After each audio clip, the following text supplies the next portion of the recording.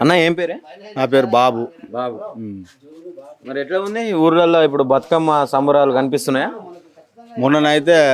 మొన్న బతుకమ్మ ఎంగిలి పూలు వేయడం జరిగినప్పుడు అసలు వాస్తవానికి బజార్లో పండిపోతా అంటే అందరికి లైట్లు ఏం లేవు, చీకట్ల ఓ పాములు తేళ్ళు వచ్చిన సుత ఆడ చంపడం జరిగింది.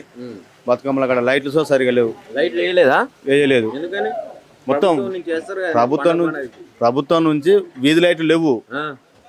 కాకపోతే ఏంటంటే బతుకమ్మ కాడ సూప్ షాప్కు ఒక 2-3 లైట్లు పెట్టిరు. ఆడ బతుకమ్మ ఆడడానికే పెట్టిరు, కానీ ఊళ్ళో మాత్రం సిమ్మన చీకటి అయినా సూత పోయినరు. బతుకమ్మ చీరలు బతుకమ్మ చీరలు ఇంతవరకు ఇవ్వలేదు. ఆయన ఏమన్నాడంటే నేను కేసీఆర్ చీరలు ఇస్తే పొలంలో కట్టుకున్నారు, నేను మొత్తం పట్టు చీరలు ఇస్తాను అని చెప్పిండు. అయ్యో మంచి పద్ధతి అని మేము అనుకున్నాం. మా ఆడోళ్ళు సూత భావించారు అట్లా. ఇంతవరకు చీరలు ఏం లేదు. అవే బతుకమ్మ చీరలకు మొన్న పండుగకు సుతా కేసీఆర్ చీరలే కట్టుకొని పోయి బతుకమ్మ ఆడడం సుతా జరిగింది. 2 చీరలు ఇస్తున్నా అన్ని రెడీ అయిపోయినాయి అని చెప్పి వార్తలు వచ్చినాయి. 2 లేవు, ఒక్కటి సుతా లేదన్న. ఇంతవరకు ఒక్క చీర సుతా లేదు. కేసీఆర్ ఇచ్చిన చీరలే కట్టుకొని పోయి, అంటే లేని వాళ్ళు, ఉన్న వాళ్ళు అంటే సొంత చీరలు కొనుక్కొని కట్టుకొని, లేని వాళ్ళు అదే చీరలు కట్టుకొని పోయి ఆడ బతుకమ్మ ఈ పండగకు కూడా కాంగ్రెస్ లో ఉన్న పండగకు కూడా బతుకమ్మకు కూడా కేసీఆర్ చీరలు కట్టుకొని ఆడిన తప్ప గానీ రేవంత్ రెడ్డి ఇచ్చిన చీరలు అయితే కట్టుకోలేదు వాళ్ళు. అటువంటి సిచ్యువేషన్ లా ఇలా మా ఎమ్మెల్యే ఉన్నాడు. సార్ మరి బతుకమ్మ చీరలన్నీ ఇవ్వండి, నేను నా ఇజ్జతి పోతే నేను ఎమ్మెల్యే అని చూస్తా, మా ఎమ్మెల్యే చూస్తా మాట్లాడటం లేదు. మీ ఎమ్మెల్యే అసలు ఏంది పరిస్థితి ఏంది? ఏ పార్టీలో ఉన్నాడు ఏంది? ఏం చెప్తలేరు అసలు. మా ఎమ్మెల్యే బీఆర్ఎస్ లా టికెట్ తెచ్చుకున్నాడు. ఆయన వాస్తవానికి ఎడమ కాలం అప్పుడు ఆయన ఏంటంటే ఎమ్మెల్సీగా ఉన్నాడు. ఎమ్మెల్సీగా ఉండి ఆడ ఓపెన్ చేసినప్పుడు చూత ఎమ్మెల్సీగా ఉండి కడియం సిరియార్ గారు చూత ఆడ టెంట్ వేసి అందరిని పిలిపించి అందరి అయంలో చూత మన కేసీఆర్కి ఇన్ని కోట్లు ఇచ్చిండు మన కాలువకు అని ఆయనే చెప్పిండు. ఆయనే చేసిండు. సోడిదపల్లి మీటింగ్లో చూత కేసీఆర్ సారే ఇచ్చేపటికనే మనకు అటు నీళ్ళు వస్తున్నాయి, కాలువ తిస్తున్నాం అని చూత స్వయంగా ఆయనే చెప్పిండు మీటింగ్లో. సరే అనుకున్నాం, చేసిండు. చేసినాక ఏం చేసిండు, బీఆర్ఎస్ పార్టీలో రాజయ్య ఏం చేసిండంటే నేను ఒక్కసారికి అయితే నేను అయిపోతుంది సార్ అని కేసీఆర్ సార్కు కాళ్ళ మీద పడ్డాడో మరి ఏం చేసిండో తెలియదు, కానీ రాజయ్యను పక్కకు పెట్టి ఈయనకు టికెట్ ఇచ్చడం జరిగింది. టికెట్ ఇచ్చిన క్రమంలో చూత కడియం సిరియార్ని గెలిపించుకోవాలి, మేము బీఆర్ఎస్ పార్టీ నుంచి కడియం సిరియార్ని గెలిపించుకోవాలి, ఇజ్జతికే సవాల్ అనుకొని మేము బీఆర్ఎస్ కార్యకర్తలం నాయకులం అందరం కలిసి కంటికి నిరద లేకుండా ఇల్లు తిరిగి ఆయనను గెలిపించుకోవడం జరిగింది. గెలిపించుకున్న క్రమంలో సుత ఆయన సుత అన్నాడు ఏమన్నాడంటే ఈ ప్రభుత్వం ఉండదు 6 నెలల్లో కూలిపోతుంది, మళ్ళీ మన కేసీఆరే ముఖ్యమంత్రి అవుతాడు అని సుత మా ఎమ్మెల్యే గారే చెప్పిండు. చెప్తే మేము సుత ఆనందించినాం, సంబరపడ్డాం. మా ఎమ్మెల్యే ఇంకా మంచిగా చెప్తాను కదా. అసోంటి ఎమ్మెల్యే బిడ్డకు టికెట్ కావాలి. పసునూరు దయాకర్ ఉండే, ఆయన ఎంపీగా ఉన్నప్పుడు ఆయనను పక్కకు పెట్టి కడియం సిరియారికి ఎంపీ పదవి ఇస్తే ఎంపీగా గెలిచిండు. ఎంపీగా గెలిచినాక సుత ఆయన రాజయ్యకు ఉప ముఖ్యమంత్రి ఇస్తే మళ్ళీ అప్పటిదప్పుడు ఆయనకు రాజీనామా చేయించి ఎమ్మెల్సీగా ఆయన చేసి ఉప ముఖ్యమంత్రి పదవి సుత అనుభవించిండు ఆయన. అసోంటి క్రమం వల్ల కేసీఆర్ సార్ ఆయనకు ఏం అన్యాయం చేయలేదు. అన్నిటికీ కేసీఆర్ సార్ ఆయనకు మంచి ప్రాధాన్యత ఇచ్చిండు. వయసులో పెద్దోడు అనుభసారు అనుకుని అన్నిటికీ ఆయన అన్ని ఇచ్చిన సూత కుసాకరికి వచ్చే వరకు మమ్మల్ని అందరు నాగం చేసి ద్రోహం చేసి మమ్మలను బీఆర్ఎస్ కార్యకర్తలను నాయకులను ద్రోహం చేసి ఏదో ఆయన ఎమ్మటి ఉండేటోళ్ళు కాంట్రాక్టులు, ఏది కాలువ కాంట్రాక్టులు అనేటోళ్ళు, ఈ సీసీ రోడ్డు కాంట్రాక్టులు అనేటోళ్ళను, ఎందుకంటే మేము పోకపోతే మా బిల్లులు రా అన్నటోళ్ళు ఆశాభావాలు అన్నటోళ్ళే ఆయనతోటి పోవడం జరిగింది. కానీ స్వచ్ఛమైన కార్యకర్తలం మేము అదే బీఆర్ఎస్ పార్టీలో ఉన్నాడు కదా గట్టిగా నేను కాంగ్రెస్ లో ఉన్నా అని చెప్పి చెప్పలేకపోతున్నాడు. ఆయన ఎందుకు చెప్తలేడు అని అంటే ఇటాటు కాకుంటున్నాడు అన్న. ఇప్పుడు ఇటాటు కాకుంటున్నాడు ఏందనంటే నేను ఈ సత్య వయసుకు రేవంత్ రెడ్డి ఏమన్నాడు, పార్టీలో గెలిచి ఇంకో పార్టీలోకి పోతే రాళ్లతోటి కొట్టి చంపండి, రాళ్లతోటి కొట్టండి, వాడిని పిర్రలు వాయ కొట్టాను అని సుత రేవంత్ రెడ్డి చెప్పడం జరిగింది. రేవంత్ రెడ్డి సుత ఏమన్నాడంటే ఇట్లా కొట్టుమని చెప్పిండు. ఈ సత్యదాలకు పార్టీలు మారేదానికి వీనికి ఏం రోగం వచ్చింది, పార్టీ వీనికి ఏం ద్రోహం చేసింది అని సుత ముఖ్యమంత్రి సారే చెప్పిండు. చెప్పిన క్రమంలో మరి ఈయన ఇటాడు కాకుండా కండవ కప్పుకొని పోయి ఆయన దగ్గర పోయి వాళ్ళ బిడ్డకు సుత బీపం వచ్చింది. అదే పసునూరు దయాకర్కి టికెట్ ఇచ్చటోళ్ళే బీఆర్ఎస్లో. నా బిడ్డకు కావాలని కంకణం కట్టుకుంటే అప్పుడు సుతా కేసీఆర్ కాలు మొక్కిండు ఏం చేసిండో తెలియదు మాకు. ఆయన సుతా బిడ్డకు సుతా పదవి డిక్లేర్ చేసిండు, ఎంపీ పదవి డిక్లేర్ చేసిండు. అభివృద్ధి చేయడానికి పోయినా అని చెప్పి మాట్లాడుతూ ఉన్నాడు. స్టేషన్ గన్పూర్ని అభివృద్ధి చేయడానికి అల్లకపోతున్నా అని చెప్పి మాట్లాడుతూ ఉన్నాడు. ఎంతవరకు అభివృద్ధి అయింది అసలు? స్టేషన్ గన్పూర్ అనేది కేసీఆర్ అభివృద్ధి ఉన్నది. ఇప్పుడు వచ్చిన కాంగ్రెస్ పార్టీ అభివృద్ధి ఏం లేదు. మీ ఎమ్మెల్యే కూడా తెచ్చింది ఏం లేదు, ఏం లేదు. మా ఎమ్మెల్యే సో తెచ్చింది ఏం లేదు. ఇప్పుడు ఈ కాలువ సూత కేసీఆర్ ప్రభుత్వంలో అమలైంది, సారు అమలునే.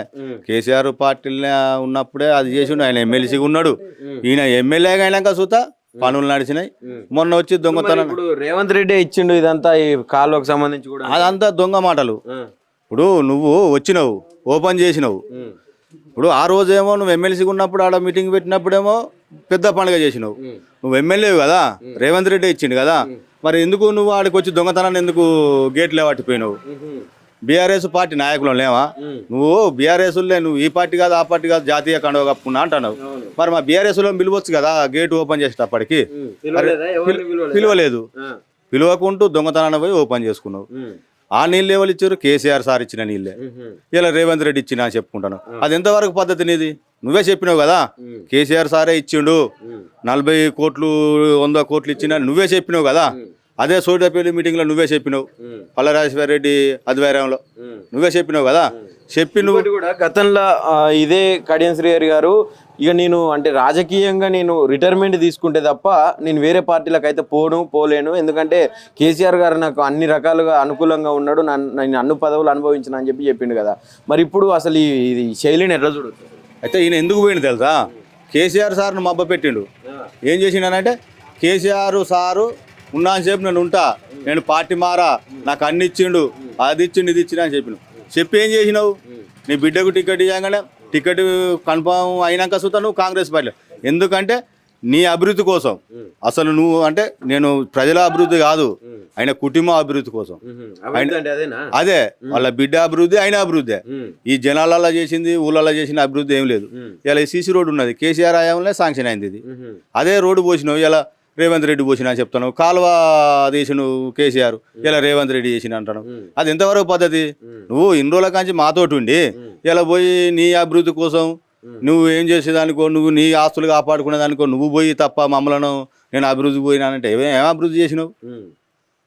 ఏం అభివృద్ధి చేయలే కదా. సరే, ఇప్పుడు మళ్ళీ ఒకవేళ బై ఎలక్షన్స్ లేకుంటే ఇప్పుడు రానున్న ఎలక్షన్స్, ఇప్పుడు స్థానిక సంస్థల ఎలక్షన్లు వస్తున్నాయని చెప్తా ఉన్నారు ప్రభుత్వం నుంచి, ఎట్లా ఉండబోతున్నది స్టేషన్ గన్పూర్?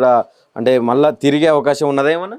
ఇప్పుడు ఆయన వాస్తవానికి ఒక్కటినండి, ఒక ఎమ్మెల్యే అంటే ఎంపీటీసీకి జెడ్పీటీసీకి ఊళ్ళలోకి వచ్చి ప్రచారం చేసే అంత ఎమ్మెల్యేకు ఉంటుంది. కానీ ఈయన ఊళ్ళలోకి పోతే మాత్రం ఈయన పని ఏమవుతుందో తెలియదు. ఎందుకంటే ఎట్లా ఆయన ఏమంటారు కదా, అరే మొన్నటిదాకా తెలంగాణ అంటే ఇప్పుడు కాంగ్రెస్ అంటున్నాం, మొన్నటిదాకా కారంటే ఇలా చేయంటున్నాం అని ఊళ్ళలోకి వెళ్ళి తరిమి కొట్టే రోజులు వస్తాయి కావచ్చు. ఎమ్మెల్యేనే అది పక్కా అవుతుంది. ఎందుకంటే నువ్వు గెలిచింది ఏందే, బీఆర్ఎస్లో గెలిచినావు, కాంగ్రెస్లో పోయినావు, కాంగ్రెస్లో పోయి ఏం అభివృద్ధి చేసినావు? కడియం శ్రీహరి అనేట ఆయనే గత ప్రభుత్వంలో ఉద్యమం జరిగేటప్పటికి కాంగ్రెస్ పార్టీలో డాక్టర్ రాజయ్య ఉన్నాడు. ఈ బాధ భరించలేక, ఈ ఉద్యమానికి నేను భరించలేను ఏంది అని అధికార పార్టీకి రాజీనామా చేసి వచ్చి బీఆర్ఎస్లోకి వచ్చి మళ్ళీ టికెట్ ఇస్తే రాజయ్య 4 సార్లు గెలిచిండు. నువ్వు సూత కాంగ్రెస్లో పోయినావు కదా, గెలువు, రాజీనామా చేయి. బీఆర్ఎస్ పార్టీకి ఎమ్మెల్యే పదవికి పార్టీకి రాజీనామా చేసి నీ ముఖ్యమంత్రి ఇచ్చిన బీఫామ్ మీద గెలువు, గెలిచి నీ సత్యంతో చూపెట్టు, అంతవరకు గ్యారంటీ. కానీ నువ్వు ఎందుకు భయపడుతున్నావు రాజీనామా చేసేదానికి? నీకు భయం ఏంది? నువ్వు పెద్ద మనిషివి, ఒక ఇలువగాల్లోనివి, నీకు అన్ని లెక్కలో మాట్లాడతావు. నేను మోసం చేసేటోని కాదు, ఒకని జేబులో రూపాయి పెడతా కానీ ఇంకొన్ని జేబులోకి వెళ్ళి నేను రూపాయి తీసుకొని అంటాను. రాజీనామా చేయి, రాజీనామా చేస్తే ఏమవుతుంది? నువ్వు అంత నీతిమంతుని కదా, ఊరికి నీకు రథసారథి బలుకుతారు కావచ్చు, నిన్ను గెలిపిస్తారు కావచ్చు, ఎందుకు భయపడతావు? నువ్వు రాజీనామా చేయి. ఫస్ట్ నువ్వు మా పార్టీకి రాజీనామా చేసి నువ్వు నిలవాడు. నీకు ఆ కేసీఆర్ దగ్గర పోయి నేను పెద్ద మనిషిని, నాకు ఇది ఒక్కసారి అవకాశం ఇవ్వండి సారిగా నేను రాజకీయంలోకి రానన్నావు కదా, ఇదే ఇప్పుడు నువ్వు రాజీనామా చేయి. మేమే మీ స్టేషన్ గన్పూర్ నియోజకవర్గ ప్రజలే నిన్ను ఇంటికి పంపించేదానికి నువ్వు పర్వతగిరికి పోతావా, నువ్వు అమెరికాకు పోతావా, లేకపోతే లండన్కి పోతావా, ఎక్కడికి పోతావో కానీ, హైదరాబాద్ పోతావా కానీ ఆ పరిస్థితిలో నువ్వు ఉన్నావు. నువ్వు ఎందుకు నీకు ఈ బాధ? రాజీనామా చేయి, రాజీనామా చేసి స్వచ్ఛందంగా గెలువు, నీ పార్టీ మీద గెలువు. ముఖ్యమంత్రి దగ్గర 2-3 మంత్రి పదవులు ఉన్నాయి. పెద్ద మనిషి అని మీరిద్దరు దోస్తులు కదా అప్పుడు టీడీపీలు ఉన్నప్పుడు, ఓ మంత్రి పదవి ఇస్తాడు కావచ్చు, మళ్ళీ గెలిచిపోతే ఏదన్నా మంత్రి పదవి ఇస్తాడు కావచ్చు. అట్లా చేసి నువ్వు అది చేయి. నువ్వు ఎందుకు భయపడుతున్నావు రాజీనామా చేసేదానికి? నీకు భయమే లేదు. డాక్టర్ అయ్యా చేయలేదా? మరి అట్లా అనుకుంటే అయినా సుధా గట్టే దొంగతనం నీ లెక్కనే తిరుగు. నీ అవ ఎందుకు నీ అవ లొల్లిపాడుగానే రాజీనామా చేసి నువ్వు గట్టినే చేసి నిలబడి గెలిచి అది చేయి. కానీ నువ్వు నిన్ను ఇంటికి పంపించేదానికి మాత్రం స్టేషన్ గణపూర్ నియోజకవర్గం ప్రజలు సిద్ధంగా ఉన్నారు. నువ్వు పక్కా నువ్వు పర్వతగిరిలు ఉంటావా, హనుమకొండలు ఉంటావా, హైదరాబాద్లో ఉంటావా, ఎక్కడ ఉంటావో కానీ నిన్ను ఇంటికి పంపించుడు పక్కా రాజీనామా చేసేదానికి నువ్వు సిద్ధంగా కావాలి.